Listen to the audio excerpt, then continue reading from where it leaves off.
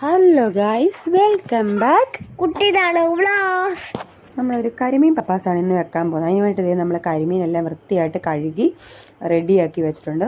ഒന്ന് വരഞ്ഞും കൊടുത്തിട്ടുണ്ട്. അതിലേക്ക് വേണ്ട മസാലകൾ എന്തൊക്കെയാണെന്ന് നോക്കാം.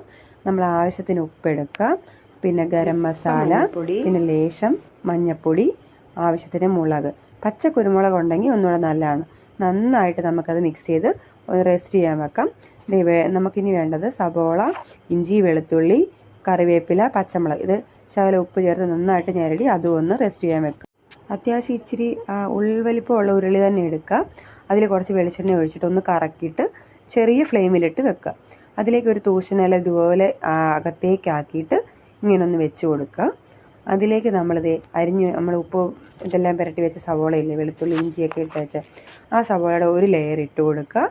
കരിമീൻ എന്നിട്ട് ആദ്യം ഞാനൊരു ഭംഗിക്ക് വേണ്ടിയിട്ട് ഇങ്ങനെ അടുക്കി, അതിനുശേഷം അത് ഓരോ രണ്ട് കരിമീൻ വീതം വെച്ചു. അതിൻ്റെ പുറത്ത് കുറച്ച് സവോള, ആ ഒരു മിക്സ് വീണ്ടും ഇട്ടു. വീണ്ടും കരിമീൻ വെച്ചു, ആ മിക്സ് വീണ്ടും ഇട്ടു.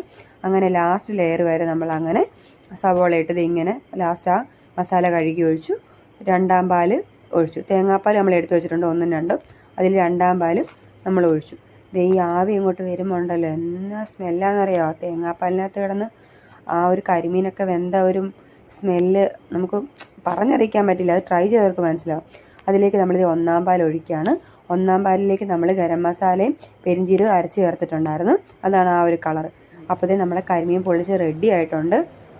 മുള്ളുള്ളതുകൊണ്ട് ചെറിയ ചെറിയ കരിമീനായിട്ട് നിറച്ച് മുള്ളാണ്. അപ്പോൾ നമുക്ക് പൊളിച്ച് കാണിക്കാൻ ബുദ്ധിമുട്ടാണ്. ഞാൻ തവി വെച്ച് ഇങ്ങനെ കാണിക്കുന്നുണ്ട്. നല്ല സൂപ്പറായിട്ട് വെന്തിട്ടുണ്ട്. ഒരു തവണയെങ്കിലും എല്ലാവരും ഒന്ന് ട്രൈ ചെയ്ത് നോക്കുക. അത്രയ്ക്കും കിടിലമാണ്, സൂപ്പർ ടേസ്റ്റാണ്. അപ്പോൾ എല്ലാവരും ഒന്ന് ട്രൈ ചെയ്ത് നോക്കുക. അതിനോടൊപ്പം തന്നെ ഞങ്ങളുടെ വീഡിയോ ഒന്ന് ഇഷ്ടപ്പെട്ടാൽ ലൈക്ക് ചെയ്യുക, ഷെയർ ചെയ്യുക, കൂടെ ഒന്ന് സബ്സ്ക്രൈബ് കൂടെ ചെയ്യുക. നിങ്ങളിത് ട്രൈ ചെയ്തിട്ടുണ്ടോ, അല്ലെങ്കിൽ ചെയ്തിട്ട് ഒന്ന് കമൻറ്റ് ചെയ്യുക കേട്ടോ.